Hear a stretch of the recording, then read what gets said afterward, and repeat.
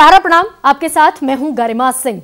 चीन के साथ भारत के सैनिकों की जो हिंसक झड़प हुई उसके बाद से पूरे देश में एक माहौल बन रहा है कि चीनी सामान का बहिष्कार किया जाए और चीन को आर्थिक मोर्चे पर शिकस्त दी जाए, चीन को आर्थिक मोर्चे पर एक चोट दी जाए। क्योंकि निश्चित तौर पर यह हम सब जानते हैं कि भारत का बाजार चीन के लिए कितना बड़ा बाजार है और भारत के कितने बड़े बाजार पर चीन का कब्जा है। हम ये भी जानते हैं कि चीन के साथ जो हम आयात और निर्यात करते हैं उसमें व्यापार घाटा कितना है। आपको बता दें कि भारत का जो भी कुल व्यापार घाटा है, जितने भी देशों के साथ हम व्यापार करते हैं उसमें जो कुल व्यापार घाटा है उसमें सिर्फ चीन का व्यापार घाटा 1/3 है। यानी कि 1/3 हिस्से में सिर्फ चीन है और बाकी के 2/3 हिस्से में पूरी दुनिया है।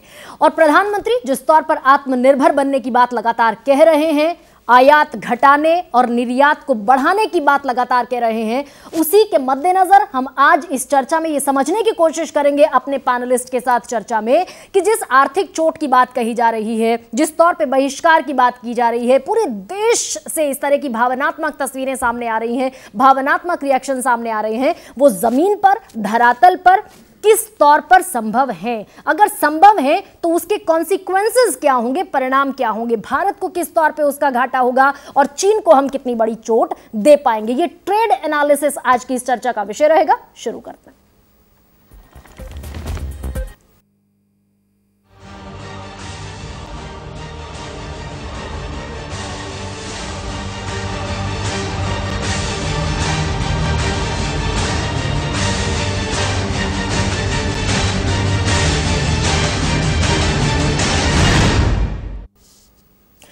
तो देश भर से आवाज तो यही है कि चीन के साथ व्यापार बंद कर दिया जाए। विपक्ष भी इस तरह की बात कह रहा है, सत्ता पक्ष के भी कुछ लोगों ने इस तरह की बात कही है, लेकिन क्या यह धरातल पर संभव है? भारत और चीन के बीच सीमा पर झड़प हुई, भारत ने अपने 20 जांबाजों को खो दिया, आज उनके शव अपने अपने घरों को पहुंच रहे हैं। देशवासियों की आंखें नम हैं, हम उनको भावभीनी विदाई दे रहे हैं, लेकिन चालबाज चीन के खिलाफ गुस्सा है और लोग कह रहे हैं कि बदला पूरा नहीं हुआ है। कई जगहों पर चीनी सामान को जलाया गया है, प्रदर्शन हुए हैं। पटना में पूर्व सांसद पप्पू यादव ने चीनी कंपनी के पोस्टर पर कालिख पोती है। देश भर के खुदरा व्यापारियों के संगठन कैट ने चीनी सामान के बहिष्कार की अपील की है। साथ ही स्टार्स को ओपन लेटर लिखकर चाइनीज कंपनियों के विज्ञापन नहीं करने की मांग भी की गई है। हम आंकड़े अगर देखें, ये देखिए आपके सामने तस्वीरों में साफ है कि चीन से हम क्या लेते हैं। दोनों देशों के बीच साल 2019 का अगर जिक्र करते हैं तो तकरीबन 100 अरब डॉलर का व्यापार हुआ है, लेकिन चीन के मुकाबले भारत उसे 4 गुना कम माल निर्यात कर पाता है। भारत में चीन जहां 75 अरब डॉलर का सामान खपाता है तो भारत सिर्फ 18 अरब डॉलर का माल निर्यात कर पाता है। ऐसे में अरबों डॉलर का व्यापार घाटा भारत को झेलना होता है। ज्यादातर फार्मा, स्मार्टफोन, ऑटोमोबाइल, इलेक्ट्रॉनिक उपकरण, लेदर, कृषि संबंधित पेस्टिसाइड्स और यूरिया, सिरामिक्स, प्लास्टिक के लिए भारत को चीन पर निर्भर रहना पड़ता है। दवाइयों में जो ड्रग्स इस्तेमाल होते हैं वो भी तकरीबन 70% हम चीन से इंपोर्ट करते हैं। भारत में 2 लाख करोड़ के जो स्मार्टफोन इंडस्ट्री है उनमें से 72% पर चीन का कब्जा है। और बॉर्डर पर देश के 20 सैनिकों की शहादत के बाद देशवासियों में चीन के खिलाफ जबरदस्त आक्रोश है। सोशल मीडिया समेत कई माध्यमों से यह जाहिर भी हो रहा है। लोग चीन का सामान नहीं खरीदने की बात कह रहे हैं, इंटरनेट ऐप का इस्तेमाल नहीं करने के लिए कैंपेन चला रहे हैं और रेलवे ने चीनी कंपनी को झटका दे भी दिया है। रेलवे सिग्नल का ठेका रद्द कर दिया गया है। कांग्रेस महासचिव प्रियंका गांधी ने इसे लेकर सरकार पर निशाना साधा है, लेकिन इस सब के बीच चीन की चालाकियों का मुंहतोड़ जवाब देने से पहले हमें चीन पर भारतीय उद्योगों की निर्भरता पर ध्यान देना होगा। ये भारत चीन में किस तौर पर व्यापार होता है, 2019 में कितना व्यापार था, तकरीबन आप मान सकते हैं 2019 और 20 की अगर एक मोटी शक्ल देखें तो तकरीबन हम 100 अरब डॉलर का व्यापार चीन से करते हैं, जिसमें 75 अरब डॉलर हम आयात करते हैं और बहुत कम हम चीन को निर्यात करते हैं। व्यापार घाटे को पाटने की हमेशा कोशिश हुई है, कई द्विपक्षीय वार्ताएं हुई हैं और यह भी हम आपको बताएं कि चीन ने भारत में जो निवेश किया है वो 0.5% है अपने कुल निवेश का। तो चीन भारत को सिर्फ और सिर्फ बाजार के तौर पर अभी तक इस्तेमाल करता रहा है। और समझने की हम यही कोशिश करेंगे कि जमीन पर स्थिति क्या है, हम कितने आत्मनिर्भर हैं। हम दिखाते हैं आपको कि इसी को लेकर, आत्मनिर्भर भारत को लेकर जिसकी तरफ हम बढ़ने की कोशिश कर रहे हैं, और अब चीन के साथ स्टैंड ऑफ को लेकर, फेस ऑफ को लेकर जो सिचुएशन बनी है, उसमें जो इकलौता विकल्प नजर आ रहा है, उस पर प्रधानमंत्री नरेंद्र मोदी ने क्या कहा है। आत्मनिर्भर भारत यानी भारत इंपोर्ट पर अपनी निर्भरता कम करेगा। आत्मनिर्भर भारत यानी भारत इंपोर्ट पर खर्च होने वाली लाखों करोड़ों रुपयों की विदेशी मुद्रा बचाएगा और देश के गरीबों के कल्याण के लिए काम में लाएगा। आत्मनिर्भर भारत की परिकल्पना एक बार फिर से दोहराई गई है। हालांकि सालों से प्रयास चल रहा है कि व्यापार घाटे को कम किया जाए। हमारे साथ हमारे पैनलिस्ट जुड़ रहे हैं। हमारे साथ गुलरेज शेख हैं, बीजेपी के प्रवक्ता हैं। अतुल लोंढे हमारे साथ हैं, कांग्रेस के प्रवक्ता के तौर पर। आकाश जिंदल हमारे साथ पैनलिस्ट जुड़ रहे हैं, इकोनॉमिस्ट के तौर पर। और मेरे सहयोगी मृगांक प्रभाकर मेरे साथ इस समय सीधे जुड़ रहे हैं। हम समझने की कोशिश करेंगे आज का दरअसल ये पैनल और आज की ये चर्चा हम चाहते हैं कि धरातल पर रहे, और तमाम जो पैनलिस्ट हैं उनसे भी मेरी गुजारिश है कि वो चीजें निकलकर सामने आए जो कि प्रैक्टिकल ग्राउंड पर पॉसिबल हैं इस हालात में, इस तरह के हालात में। सबसे पहले रुख गुलरेज शेख साहब आपका। अब जब हम आत्मनिर्भर भारत की तरफ कदम बढ़ाने की बात कह रहे हैं और हमारे प्रधानमंत्री बार बार इस बात को कह रहे हैं कि आयात कम किया जाएगा, निर्यात को बढ़ाया जाएगा, ये कोशिशें तो अरसे से चल रही हैं। 2014 की मुझे वो विजिट याद है जिसमें 20 अरब डॉलर निवेश का भरोसा दिया गया था चीन की तरफ से। अब कौन कौन से कदम होंगे, किस तरीके से अगर आप इस ट्रेड को जारी रखते हैं, पहले तो हमें बताएं कि क्या ट्रेड जारी रखना ही इकलौता विकल्प है, और अगर हाँ तो क्या उसकी कंडीशंस होंगे, कौन कौन सी शर्तें होंगी। अभी तो स्थितियां बिल्कुल बदल चुकी है। प्रकार से चीन ने एक तरह से बैक स्टेप किया है, तो वह हमारे लिए एक सोचने का विषय है और सोचना होगा और करना होगा कि हम आत्मनिर्भर बने ताकि चीन के ऊपर कम से कम हमारी डिपेंडेंसी हो। अब ये कैसे कर सकते हैं, हमको एक बात भी ध्यान रखना होगी कि जो ग्लोबल समीकरण है वह चीन के विपरीत जा रहे हैं। यूरोपियन यूनियन ने चीनी प्रोडक्ट्स के ऊपर, चाइनीज प्रोडक्ट्स के ऊपर टैरिफ बढ़ा दिया है। ग्रेट ब्रिटेन उसको रेजिस्ट कर रहा है, चाइना की एंट्री को, स्पेशली हुआवे और दूसरी टेक्नोलॉजी को चाइना की। यूनाइटेड स्टेट्स ऑलरेडी टैरिफ बढ़ा चुका है। ऑस्ट्रेलिया जो है वह बिल्कुल एंटाई चल रहा है, इस लेवल तक चल रहा है कि कल ग्लोबल टाइम्स ने ऑस्ट्रेलिया के विषय में लिखा कि ऑस्ट्रेलिया एक जायंट कैंगारू है जो अमेरिका का कुत्ता बना हुआ है। आप समझ रहे हैं कि डिप्लोमेटिक भाषा किस प्रकार की आ रही है। इसमें भारत को सबसे ज्यादा लाभ होगा। वो क्यों होगा, उसके दो कारण हैं और दो कारणों को मैं एक साथ ही रखूंगा। देखिए, दो चीजें होती हैं जब भी बड़े देश बैठते हैं, चाहे वो भारत हो, चाइना हो, अमेरिका हो या रशिया, कोई भी हो, जब भी बैठते हैं तो दो पक्ष एक साथ चलते हैं, दोनों का आप डिफरेंस नहीं कर सकते। एक है सामरिक पक्ष और दूसरा है आर्थिक पक्ष। ठीक है। अब सामरिक स्थिति जो है कि देखिए 90s से पहले सिचुएशन जो थी कि जो जियो पॉलिटिकल स्ट्रेटेजिक लोकेशन बनी हुई थी, जो उसके लिए जो पटकथा लिखा रही थी वो लिखाती थी ईस्टर्न यूरोप में और सेंट्रल यूरोप में। हाँ। उसके बाद जो थिएटर बना वो मिडिल ईस्ट बना। हाँ। अब ये मान के चलिए कि अब जो इंडो पैसिफिक का रीजन है वही थिएटर होना है। ठीक बात है। भी दुनिया भर की जोर आजमाइश उसी में होगी। अब किसके विपरीत होगी वो विरोध में, तो चाइना के विरोध में होगी। तो दुनिया की मजबूरी है कि एक ऐसी शक्ति जो उस चाइना को चेक कर सके उस खेमे में, उस रीजन में, वो कौन हो सकता है? क्या लगता है आपको, क्या वो शक्ति पाकिस्तान हो सकती है? वो तो उसी के खेमे में चीन के। क्या वो नेपाल या भूटान बन सकता है? नहीं बन सकता। जापान का साइज बहुत छोटा है, ऑस्ट्रेलिया बहुत छोटा है इकोनॉमिकली भी, और उसके साइज के हिसाब से भी इंडोनेशिया, मलेशिया, फिर ये बड़े छोटे कंट्रीज है। तो एक भारत ही है जो पूरे इस रीजन को संभाल सकता है।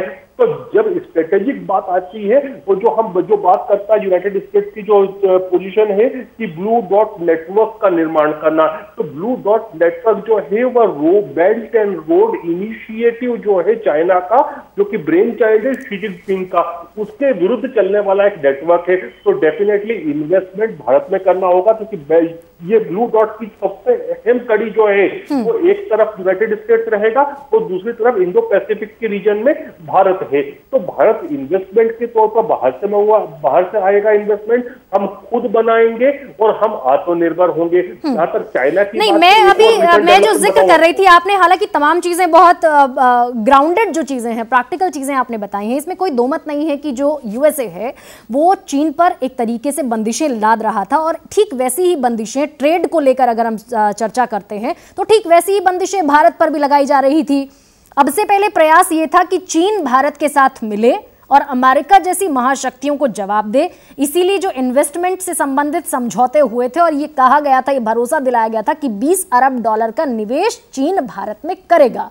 हालांकि भारत को उम्मीद थी कि ये तकरीबन 50 अरब डॉलर का, लेकिन मेरा सवाल थोड़ा सा इससे इतर है सर। अगर हम अब स्ट्रैटेजिकली ये मूव करते हैं कि हम आइसोलेटेड कर दें चीन को और हम उसको आर्थिक मोर्चे पर चोट दें, 1000 से ज्यादा कंपनियां ऐसी हैं जो अभी कोविड-19 के इस पैंडेमिक में चीन से अपना निवेश समेटना चाहती हैं और भारत में अपने मैन्युफैक्चरिंग यूनिट को लगाना चाहती हैं। ये हम करेंगे कैसे? क्योंकि हम डायरेक्ट WTO के बाउंडेशंस के चलते डायरेक्ट ये ट्रेड नहीं रोक सकते, तो होगा कैसे? ये एक बार जरा समझा दीजिए। देखिए, WTO के बाउंडेशन के हिसाब से तो आपने जो कॉन्ट्रैक्ट दिए हैं, चाहे रेलवे के दिए हों या फिर आपने BSNL को दिए हों, उस पर भी चीन आपत्ति उठा सकता है, उठाने दीजिए। आप ये याद रखिए कि WTO हुआ, यूनाइटेड नेशंस हुआ, वर्ल्ड बैंक हुआ, इन सब पर कब्जा किसी का है तो वो US का है। सारी चीजें जो है वहां जाकर मैनिपुलेट होती हैं। तो WTO वगैरह की ज्यादा आप चिंता मत करें, ये तो जिसकी लाठी उसकी भैंस वाला मामला है। जितने भी वर्ल्ड के फोरम थे वो इसी तरह चलते, ये एक ग्राउंड रियलिटी है और हमको भी इसको स्वीकार करनी होगी। जहां तक बात कर रहे हैं कि चाइना पे डिपेंडेंसी कम करने का, तो चाइना पे डिपेंडेंसी, देखिए एक बात फैक्ट है कि चाइना जो है ग्लोबल मैन्युफैक्चरिंग हब है। देखिए, ग्लोबल मैन्युफैक्चरिंग हब केवल भारत के लिए नहीं है, वो पूरी दुनिया के लिए है। वो पूरी दुनिया चाह रही है जो पावरफुल क्षेत्र है, जो आर्थिक रूप से और सामरिक रूप से, वह चाहते हैं कि उसको ग्लोबल मैन्युफैक्चरिंग हब की पोजीशन से निकालना, तो दूसरों को बनाना होगा। अब दूसरे कौन बनेंगे? क्या यूरोप बन सकता है? यूरोप की लेबर बहुत महंगी है, देश बहुत छोटे हैं, वो प्रैक्टिकल नहीं रहता। तो एक भारत के अलावा विकल्प लॉन्ग टर्म में नहीं, मैं दरअसल आपका जो बयान है ना गुलरेज शेख साहब, आपका बयान इस तौर पर सामने आ रहा है कि जो भी परिस्थितियां बन रही हैं, चीन को जिस तरीके से कॉन्ट्राडिक्ट किया जा रहा है, चीन जिस तरीके से आइसोलेशन स्टेट में जा रहा है, उसका फायदा भारत उठाए, उसको लेकर भारत एक मंच बनाए, लॉबिंग करे, उस तरह की चीजें मुझे खैर समझ में आ रही है। आकाश जी भी हमारे साथ हैं और अतुल लौंडे पहले उनका रुख कर लेते हैं। अतुल जी, जो अभी कह रहे हैं गुलरेज साहब, कितने आप सहमत हैं और क्या हो सकता है आपके हवाले से मजबूत विपक्ष के तौर पर क्या सलाह है आपकी? यह है कि सामरिक स्थिति जो भारत की है वो बहुत अच्छी है, बहुत मजबूत है। इंडियन ओशन, पैसिफिक ओशन और बे ऑफ बंगाल, इसकी पोजीशन दुनिया में किसी और देश की नहीं है जो हिंदुस्तान की है। और मलक्का स्टेट पे हम 70 साल से कंट्रोल करके है, तो पैसिफिक रीजन भी हमारे अंडर आता ही है। सबसे पहली बात ये देखनी चाहिए कि जब हमने, देखिए जो सच्चाई है वो हमें माननी पड़ेगी, आगे जाना है तो हमें आत्म परीक्षण भी करना पड़ेगा। तो थोड़ा सा सुन लीजिएगा। 2014 तक, 2014 पहले हमने दुनिया की जो मंदी थी उसको भी पार करके हमने डोमेस्टिक कंजम्पशन पे, हमारी खुद की जो मांग थी, घरेलू मांग, उसके बदौलत हम जो है उसको सस्टेन किए थे। अब 2014 में 1.6 बिलियन डॉलर का हमारा जो व्यवहार था वो 26 बिलियन का 2019-20 तक हो गया है। तो आत्मनिर्भरता हमने कहाँ खोई है, ये भी हमें दिखाई देता है। क्या 2014 के पहले ये हिंदुस्तान नहीं था? 2014 के पहले पॉपुलेशन नहीं थी हमारी? 2000 के पहले हमारा डोमेस्टिक कंजम्पशन नहीं था? तो था हमारा कंजम्पशन, हमारी कैपेसिटीज है। लेकिन ऐसा क्या हो गया कि हमें सोचना पड़ेगा, जो 56 कंपनियां चाइना से निकलकर बाहर गई है, 36 कंपनियां जापान भी अपनी निकलना चाहता है, 56 में से केवल 3 कंपनियां हमारे पास आती है और जिनका सामरिक महत्व ज्यादा नहीं है, जो भी चाइना के साथ उलझ भी नहीं सकते, ऐसे वियतनाम में, ताइवान में, ऐसी जगह सारी 53 कंपनियां जाती है। इसके बारे में भी हमें जो है सिरे से और काफी सीरियसली सोचना पड़ेगा। अगर हम चाइना को बाइकआउट करने की बात करते हैं और हम ये ट्रेड के हवाले से करते हैं, व्यापार के हवाले से करते हैं कि भैया चाइना को बाइकआउट किया जाए, तो क्या हो सकता है? कौन कौन से कदम उठाए जा सकते हैं?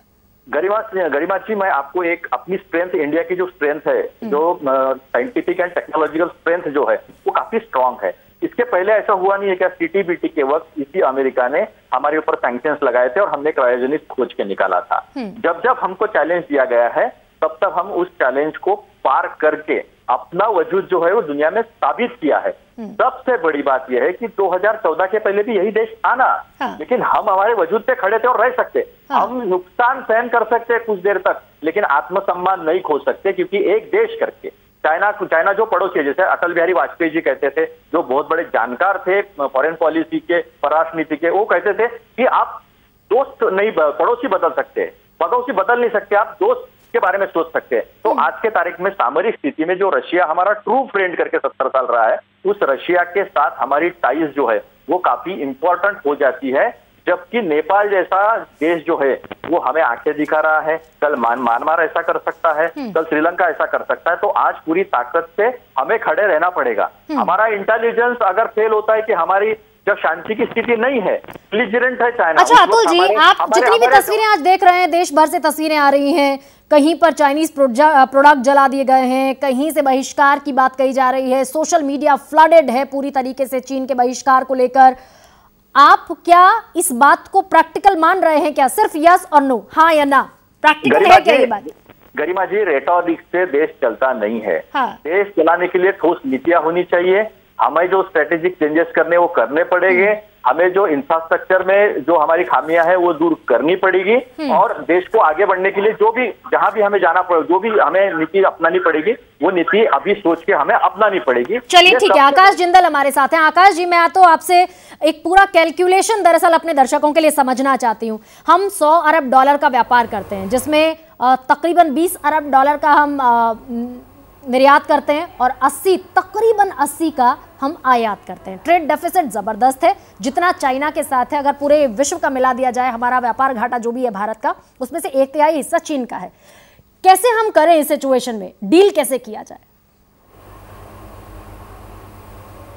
देखिए, आपके सवाल में ही बहुत बड़ा जवाब छुपा हुआ है। बहुत ब्रिलियंट क्वेश्चन आपने पूछा। ट्रेड डेफिसिट बहुत ज्यादा है, तो अब simple reply is that we need to reduce the trade deficit.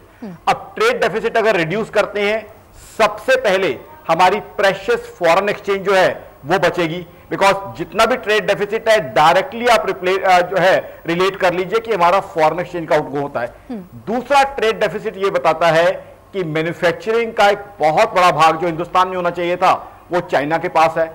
अगर वो मैन्युफैक्चरिंग हिंदुस्तान के पास होती है तो इसका मतलब हिंदुस्तान की अनएम्प्लॉयमेंट की प्रॉब्लम काफी हद तक जो है सॉल्व हो सकती है। तो रिप्लाई बड़ा सीधा है कि हमें जो है अपनी डोमेस्टिक मैन्युफैक्चरिंग को बढ़ाना होगा, अपनी डोमेस्टिक मैन्युफैक्चरिंग को ऊपर लेके जाना होगा। और बिल्कुल मैं पूरा डेटा एक एक फिगर के साथ आपको दूंगा। 1980 जब चाइना ने पहली इंडस्ट्री लगाई, तब से लेके आज तक का हर महीने का data, I give you data month wise month data, and I can tell you with 100% conviction that yes we can replace China. हम चाइनीज सामान का बॉयकॉट कर सकते हैं इकोनॉमिकली और फाइनेंशियली। इमोशंस को अलग रखते हुए हमारे इमोशंस की पूरी इज्जत है। बिल्कुल मानता हूं, हमारे जो फौजी भाई हैं और जो शेरदिल जवान हैं, उन्होंने बहुत बड़ी कुर्बानी की है। उनको मैं सैल्यूट करता हूं, सलाम करता हूं, प्रणाम करता हूं हमारे फौजी भाइयों को। बट फाइनेंशियली और लॉजिकली हम उस सामान का बायकॉट कर सकते हैं। हाँ। आप देखिए, मैं आपको लेके जाऊंगा 1990s के उस दौर में चाइना से हम कुछ भी इंपोर्ट नहीं करते थे। सारा कुछ जो है हमारा वो डोमेस्टिक मैन्युफैक्चरिंग थी। तो क्यों हम डोमेस्टिक मैन्युफैक्चरिंग नहीं कर सकते? यूएस और चाइना की ट्रेड वॉर एक बड़ी इंटेंस लेवल पे पहुंची हुई है। इतनी इंटेंस लेवल पे पहुंची हुई है कि ये बता दूं कि अब भी चाइना यूएस के सामने उसने मैदान में अपना नया हथियार उतार दिया है। डॉलर के मुकाबले अपनी ग्लोबल करेंसी ERBM, यानी चाइना और यूएस पूरी तरह डटे हुए हैं। और डोनाल्ड ट्रंप साहब तो चाइना पे कई सवाल खड़े कर चुके हैं। सिमिलर क्वेश्चन यूरोप से, ऑस्ट्रेलिया से पूछे गए हैं। तो ऐसे में हम अपनी मैन्युफैक्चरिंग खड़ी कर सकते हैं, क्योंकि मैन्युफैक्चरिंग के लिए क्या चाहिए? सबसे इंपॉर्टेंट है कैपिटल। हाँ। तो अब हम FDI जो है यूएस से, यूरोप से, इवन चाइना के पड़ोसी मुल्कों से, साउथ कोरिया, जापान से यहां ला सकते हैं और मैन्युफैक्चरिंग का हब बना सकते हैं। प्रधानमंत्री मोदी साहब को मैं विजनरी आदमी मानता हूं, जिन्होंने लोकल के लिए वोकल की बात की है। आई थिंक ये अपॉर्चुन टाइम है हम अपनी जो है अपनी पावर, अपनी जो है विजुअलाइज करें कि हम क्या क्या कर सकते हैं मैन्युफैक्चरिंग। लेकिन आकाश जी, एक और सवाल मेरा आपसे, ये आपने कहा कि हम अगर अपनी मैन्युफैक्चरिंग यूनिट्स को बढ़ा देंगे, जाहिर है एम्प्लॉयमेंट भी बढ़ेगा और अपना जो भी मैन्युफैक्चरिंग प्रोडक्ट होगा वो भी हमें वहां से इंपोर्ट करने की आवश्यकता नहीं होगी। लेकिन अभी जो स्लो डाउन की स्थिति है, जो इंडस्ट्रियल मैन्युफैक्चर है वो पूरी तरीके से रुका हुआ है कोविड पैंडेमिक के चलते, इसके लिए कौन से लॉन्ग टर्म प्लान की आवश्यकता है ताकि तमाम चीजें जिस तौर पर प्लान हो उस तौर पर एग्जीक्यूट भी हो? इकोनॉमी की अपनी स्थिति आप देख ही रहे हैं। बिल्कुल आपने सही पूछा। देखिए हमें चाहिए क्या, हमें सिस्टमेटिक तरीके से अब जो माहौल है उसको इनकैश करना है। अभी क्या है, हिंदुस्तान की ब्रांडिंग और गुडविल पूरी दुनिया में बनी हुई है। मोदी साहब ने एक बहुत अच्छे ब्रांड एम्बेसडर की तरह इंडिया का रेपो, इंडिया की गुडविल जो है उन्होंने रेपो फॉरेन कंट्रीज के साथ बनाया हुआ है। आज यूएस को कोरोना के समय मेडिसिन की रिक्वायरमेंट थी तो हमने दी। तो इस समय जो ब्रांडिंग हिंदुस्तान की हुई है उसको इस्तेमाल करके हम फॉरेन डायरेक्ट इन्वेस्टमेंट ले सकते हैं। और सबसे इंपॉर्टेंट है कैपिटल। साथ में कुछ लैंड एक्विजिशन लॉज, कुछ लेबर लॉज में ऐसे चेंज किया जाए कि हमारे वर्कर भाइयों को भी फायदा हो। कुछ चीजें ये ठीक है, ये गुडी गुडी जब हम पिक्चर देखते हैं ना तो कुछ चीजें आती हैं, कुछ चीजें कॉन्ट्राडिक्ट करती हैं। मैं आपसे ये समझना चाहती हूँ सर कि चीन के साथ 18 दफा, शी जिनपिंग के साथ 18 दफा नरेंद्र मोदी साहब की मुलाकात हुई और उसमें बहुत ही बेहतरीन पिक्चर हमें नजर आई। ये भी नजर आया कि बहुत सारे समझौते हुए जिसमें चीन जो है इन्वेस्ट करेगा, अपने देश में इन्वेस्ट करेगा। 20 अरब डॉलर की तकरीबन बातचीत भी हुई। लेकिन हम क्यों इसको आगे नहीं बढ़ा पाए कि चीन का जितना भी टोटल इन्वेस्टमेंट है उसमें भारत में वो सिर्फ 0.5% इन्वेस्ट करता है, जबकि पाकिस्तान में इससे कहीं ज्यादा इन्वेस्ट करता है। तो हम ये स्ट्रैटेजी क्यों नहीं समझ पाए चीन की, हम इससे क्यों ओवरकम नहीं कर पाए? बहुत बढ़िया। अब मुझे 1 मिनट दीजिए अनइंटरप्टेड इसका जवाब देने के लिए। मेरे से तो सबसे बढ़िया क्वेश्चन आज का पूछा गया है। सुबह से मैं तमाम चैनल्स पे हूं। देखिए अच्छा हुआ कि चाइना की इन्वेस्टमेंट हिंदुस्तान में नहीं हुई। आपने पाकिस्तान की एग्जांपल दी। पाकिस्तान में चाइना ने क्या किया, CPEC, China Pakistan economic corridor के नाम पे इन्वेस्टमेंट की। पाकिस्तान ने इन्वेस्टमेंट किस रेट पे की, 7 से 8%। जो इंटरनेशनल ट्रेड समझते हैं वो हंसेंगे, लाइबोर प्लस एक्सचेंज रेट को मिला के। अब पाकिस्तान की हालत क्या है, ऊपर से वो दोस्त बनता है चाइना का, बट पाकिस्तान की इकोनॉमी इतने हाई रेट पे जो चाइना से पैसा लिया उसकी वजह से तबाह और बर्बाद हो गई है। आज पाकिस्तान की सरकार और पाकिस्तान के इकोनॉमिस्ट को समझ नहीं आ रहा कि हम चाइना से जान कैसे छुड़ाएं। सीपैक उनके गले में पड़ गया। यही चीज श्रीलंका के साथ हुई, उनको अपना पोर्ट एक लीज पे देना पड़ गया। बहुत अच्छा हुआ हमने चाइना से इन्वेस्टमेंट नहीं ली। हमारे हिंदुस्तान में देखिए, लेकिन ट्रेड डेफिसिट भी तो सर बढ़ता चला गया ना, उसके चलते अहमदाबाद बुलेट ट्रेन चलनी थी। हाँ, उसके चलते ट्रेड डेफिसिट भी बढ़ता चला गया। अहमदाबाद बुलेट ट्रेन चलानी थी। हमने, सुने तो सही आप 1 minute, Mumbai Ahmedabad bullet train चलानी थी। हमने जापान से पैसा लिया 0.1% रेट ऑफ इंटरेस्ट पे, जबकि पाकिस्तान ने लिया चाइना से 70 से 80 गुना, 7 to 8%। तो जिन जिन ने चाइना से पैसा लिया है उन कंट्रीज में चाइना आज इंटरफियर कर रहा है। वन बेल्ट वन रोड, अभी आप में से कोई उसकी बात कर रहा था, OBOR का जो प्रोजेक्ट है उसके तहत चाइना बाकी मुल्कों को तबाह बर्बाद कर रहा है, उन पे कब्जा जमाता जा रहा है। सीपैक जो पाकिस्तान के बीच में से गुजरता है उसके दोनों तरफ चाइना का पाकिस्तान पे जुल्म हो रहा है, कब्जा बढ़ता जा रहा है। तो चाइना बिजनेस और कॉमर्स के लिए अच्छी कंट्री नहीं है, ये हमें मानना होगा, जानना होगा। हालांकि समय मेरे पास बहुत सीमित है और बहुत सारे सवाल हैं इस समय। जब हम इन डेप्थ जाने की कोशिश करते हैं तो समझ में आता है WTO की जो रूल्स एंड रेगुलेशंस हैं, फिर मोस्ट फेवर्ड नेशन का दर्जा है। आप अगर WTO के मेंबर हैं देन भारत हर उस कंट्री को MFN का दर्जा देता है जो कि WTO का मेंबर है। उसके चलते बहुत सारी रियायतें, बहुत सारी छूट ट्रेड में मिल जाती हैं बहुत सारे देशों को। लेकिन आपने जहां पर समाप्त किया है वहां से मैं मेरे सहयोगी मृगांक का रुख करूंगी। मृगांक, 2003 में हम व्यापार करते थे 3 अरब डॉलर का चीन के साथ, और जब हम 2020 में चर्चा कर रहे हैं तो हम तकरीबन 100 अरब डॉलर का व्यापार करते हैं। आप पावर कॉरिडोर में अक्सर रहते हैं, उस पावर कॉरिडोर में कैसी चर्चा है, किस तौर पर स्ट्रैटेजी बनाई जाएगी? अब अगर हम चीन को आर्थिक मोर्चे पर शिकस्त देना चाहते हैं, कैसे रिस्ट्रिक्टेड किया जाएगा भारत से? देखिए गर्मा जी, इसमें जो सवालात चल रहे हैं और डिस्कशंस हो रहे हैं उसमें मुझे एक चीज साफ तौर पर नजर आ रही है। पहली चीज तो ये है कि जिस तरह से ये बहिष्कार हो रहा है, ये बहिष्कार समय समय पे भारत के अंदर एक कह सकते हैं फुलझड़ी के रूप में उठता है, उफान लेता है और उसके बाद गिर जाता है। पहली बात तो आप ये समझ लीजिए कि चाइना जो है कभी भी हमारा दोस्त नहीं है, वो हमारा हमेशा से अपोनेंट रहा है। 45 साल से हम इस बात को जानते हैं। उसके बाद भी अगर मोस्ट फेवर्ड नेशंस का उसको दर्जा देते हैं या व्यापार करते हैं तो ये अलग समझ रखती है और किस विदेश पॉलिसी के तहत आती है, चीजें मुझे समझ नहीं आती। दूसरी बात, अगर आपको चाइना को डिफीट करना है, जैसे शब्द आप इस्तेमाल कर रही थी आइसोलेशन का, अगर आपको आइसोलेट करना है तो आपको ओलंपिक्स ऑफ बिजनेस में उतरना पड़ेगा। मैं अगेन टर्म इस्तेमाल कर रहा हूं, ओलंपिक्स ऑफ बिजनेस में उतरना पड़ेगा। वो इसलिए करना पड़ेगा, अगर आप ओलंपिक में फाइट करना चाहते हैं तो क्वालिटी और क्वांटिटी के साथ आपको मैदान में उतरना पड़ेगा, आपको कंपटीशन में खड़ा होना। अगर चाइना आज की तारीख में मैन्युफैक्चरिंग हब है तो इंडिया को मैन्युफैक्चरिंग हब अगर आपको बनाना है तो जितनी भी पॉलिसीज हैं जिसमें आप एफडीआई को अट्रैक्ट कर सकते हैं। देखिए, पहले एफडीआई पिछले 6 साल के अंदर अगर कोशिश की जाती कि अगर हमें मैन्युफैक्चरिंग, ये जो नारा प्रधानमंत्री दे रहे हैं आत्मनिर्भर भारत का, ये पहले ही अपने टर्म में उन्होंने दे दिया होता आत्मनिर्भर भारत का, तो हमारे यहाँ मैन्युफैक्चरिंग बढ़ गई होती। This is known as visionary. अगर आप विजन पहले से ही तैयार कर लेते, ठीक है गुलरेज शेख, इसका जवाब गुलरेज शेख से ले लेते हैं। गुलरेज, क्या हम ये कह सकते हैं कि देर आए दुरुस्त आए, लेकिन क्या ये मानेंगे कि देर से आए हैं? नहीं, देखिए, देर से आना नहीं कहेंगे। बहुत सारे निर्णय जो हैं वो जियो पॉलिटिक्स के हिसाब से चलते हैं, और आपको पता है कि मेरा मेन जो फोकस रहता है वो जियो पॉलिटिक्स के ऊपर रहता है। तो जैसे जैसे जियो पॉलिटिक्स टर्न करती है, आपको अपनी नीतियां, पॉलिसीज में परिवर्तन करना होता है। तो आज जो जियो पॉलिटिक्स है वो चाइना के बिल्कुल विपरीत है। तो यह समय है कि आप उसका लाभ लो, और समझदारी भी वही है कि हम, ठीक है, तो परिस्थितियों पर निर्भर हैं तमाम चीजें। अतुल लोंढे, बहुत संक्षेप में अगर 10 सेकंड का कंक्लूडिंग रिमार्क दे पाए।